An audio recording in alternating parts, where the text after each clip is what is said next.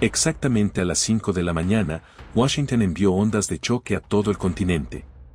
Donald Trump declaró que los cárteles sudamericanos ya no serían tratados como simples criminales, sino como terroristas, enemigos del Estado.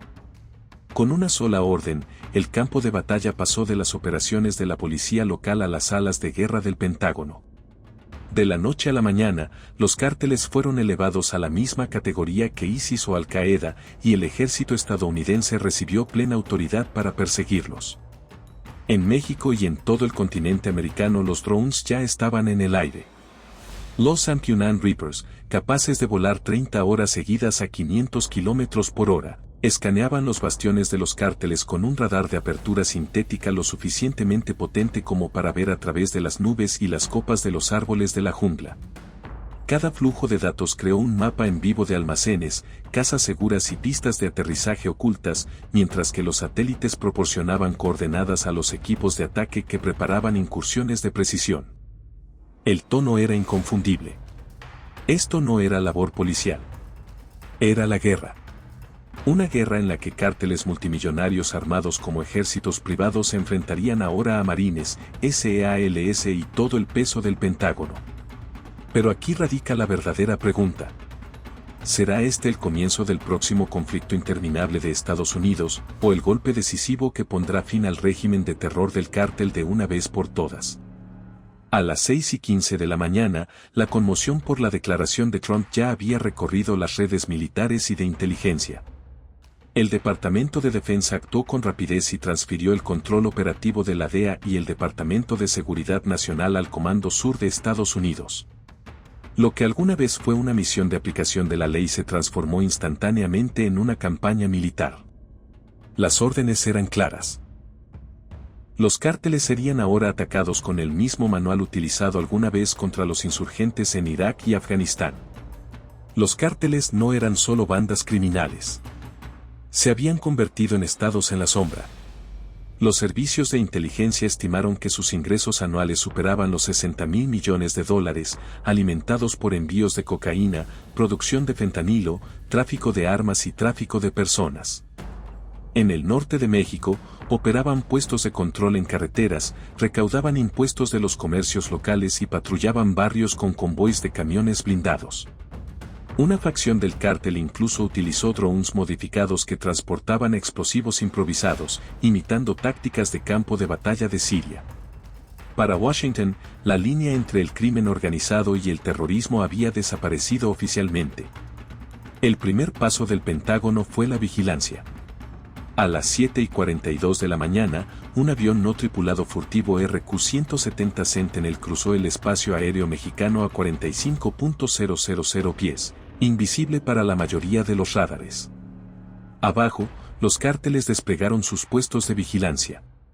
Había hombres apostados en los tejados con radios y binoculares, pero eran impotentes frente a los conjuntos de sensores que orbitaban por encima. Cada escaneo infrarrojo iluminó reservas ocultas de material, mientras que las señales de inteligencia interceptaron comunicaciones cifradas entre los lugartenientes del cártel.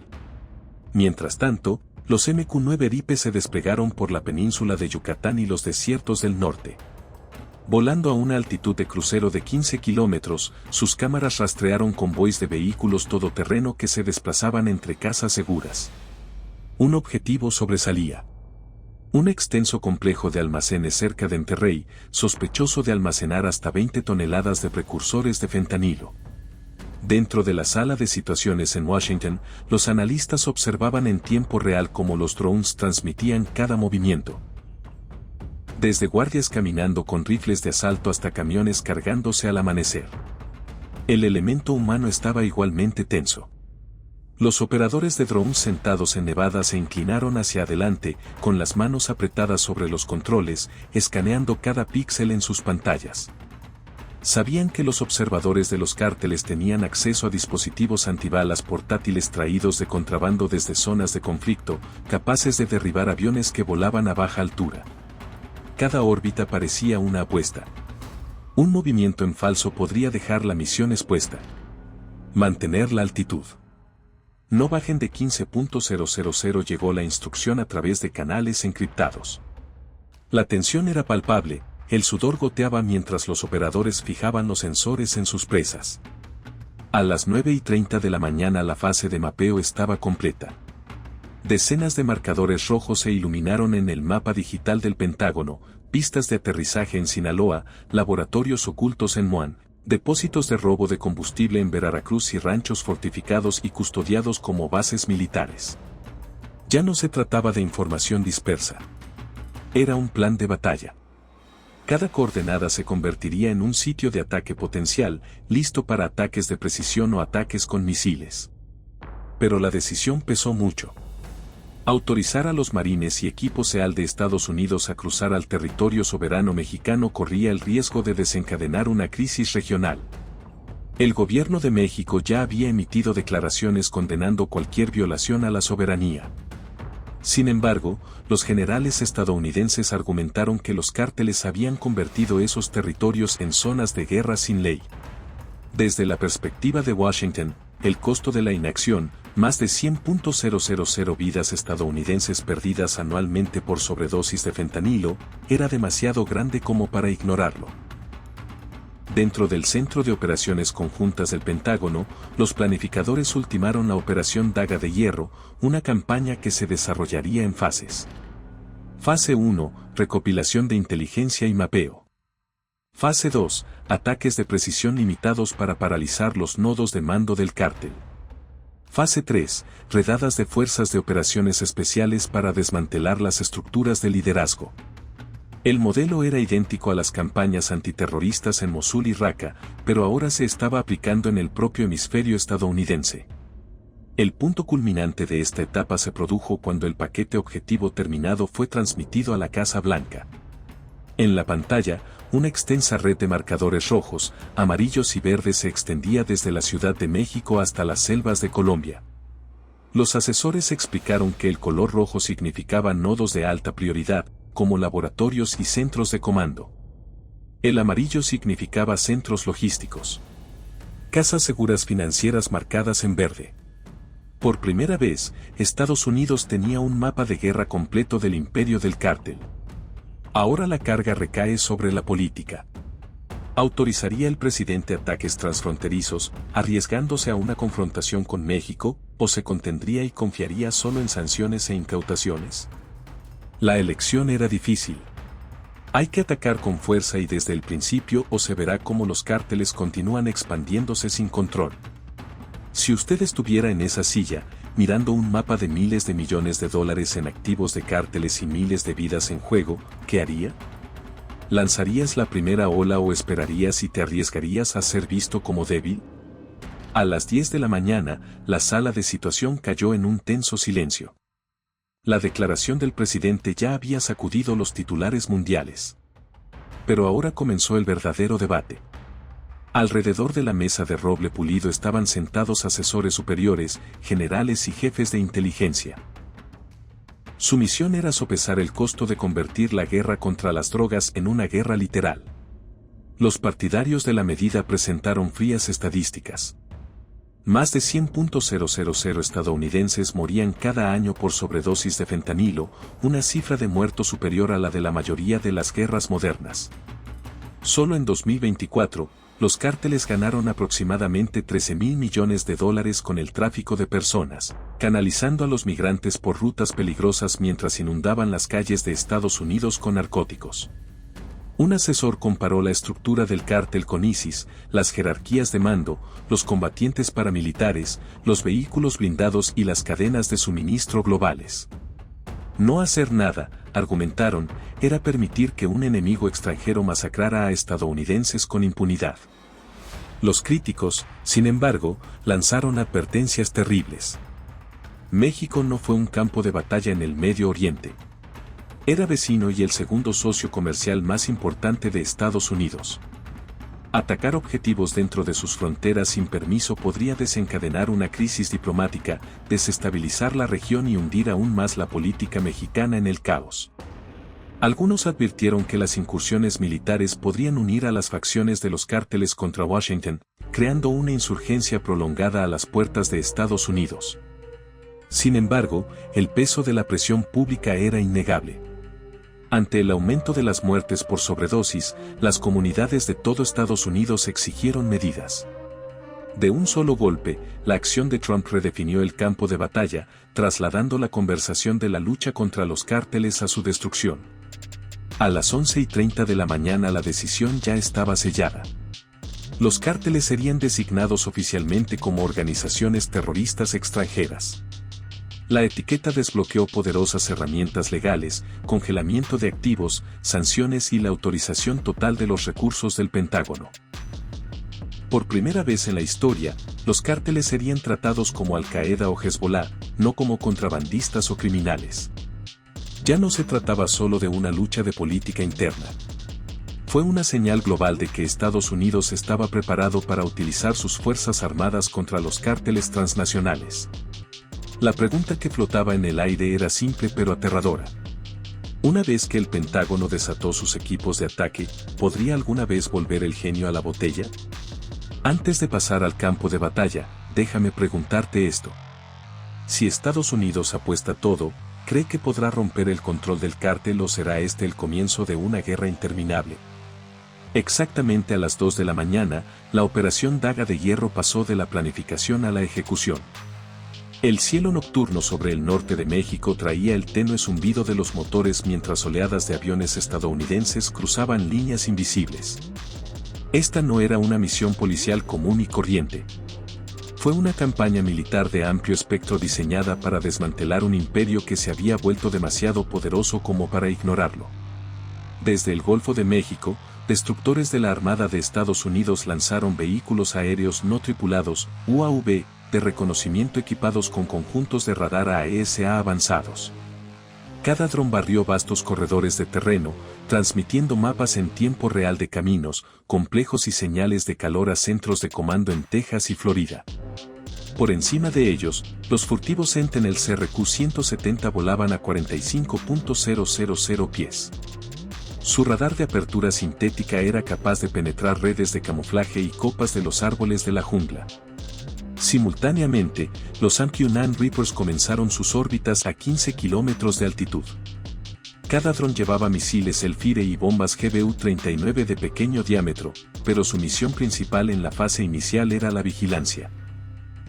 Los operadores rastrearon convoys de vehículos todoterreno que se desplazaban por caminos de tierra y que se sospechaba que eran refuerzos del cártel, alertados por observadores. Los ojos del enemigo estaban en todas partes. Miradores encaramados en los tejados, armados con radios y binoculares. Pero frente a la red aérea del Pentágono, sus señales fueron rápidamente interceptadas y bloqueadas. El silencio se rompió cuando dos fuegos infernales descendieron de un dique y aniquilaron una estación de retransmisión del cártel en las afueras de Reynosa. La explosión destrozó las torres de radio, dejando a los tenientes aislados y luchando por escapar.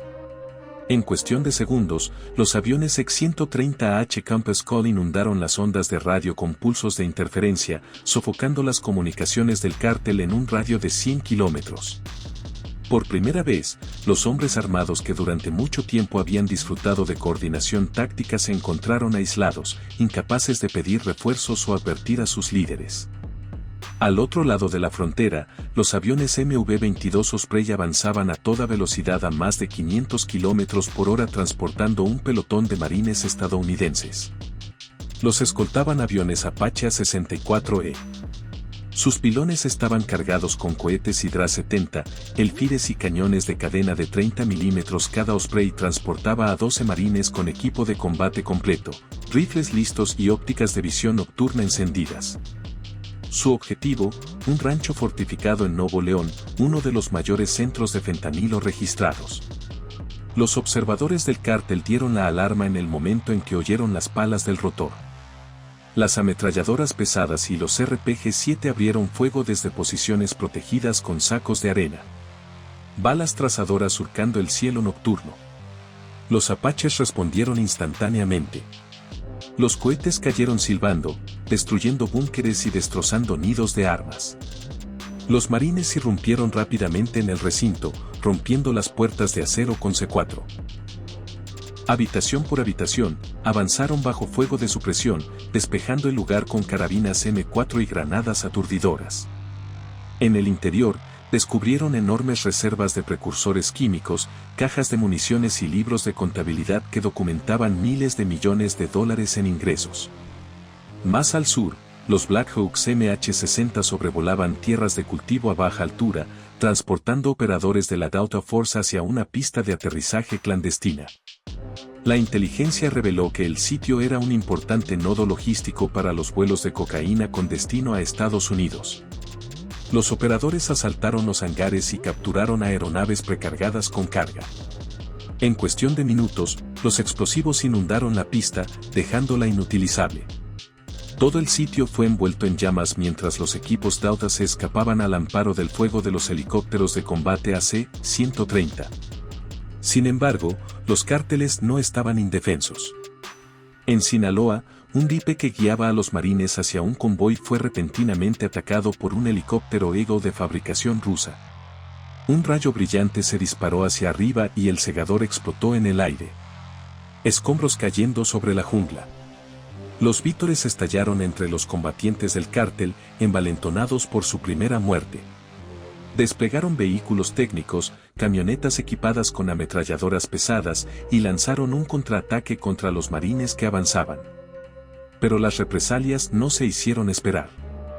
Los F-15 Strike Eagles que volaban en órbita a gran altura lanzaron misiles JAMS de precisión sobre el convoy, provocando una cadena de explosiones que iluminaron el cielo a kilómetros de distancia. El contraataque fracasó antes de comenzar. Exactamente a las 5 de la mañana, Washington envió ondas de choque a todo el continente. Donald Trump declaró que los cárteles sudamericanos ya no serían tratados como simples criminales, sino como terroristas, enemigos del Estado. Con una sola orden, el campo de batalla pasó de las operaciones de la policía local a las salas de guerra del Pentágono. De la noche a la mañana, los cárteles fueron elevados a la misma categoría que ISIS o Al-Qaeda, y el ejército estadounidense recibió plena autoridad para perseguirlos. En México y en todo el continente americano los drones ya estaban en el aire. Los Ampunan Reapers, capaces de volar 30 horas seguidas a 500 km por hora, escaneaban los bastiones de los cárteles con un radar de apertura sintética lo suficientemente potente como para ver a través de las nubes y las copas de los árboles de la jungla. Cada flujo de datos creó un mapa en vivo de almacenes, casas seguras y pistas de aterrizaje ocultas, mientras que los satélites proporcionaban coordenadas a los equipos de ataque que preparaban incursiones de precisión. El tono era inconfundible.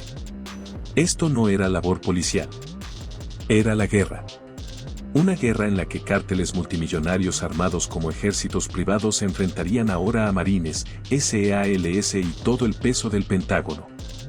Pero aquí radica la verdadera pregunta.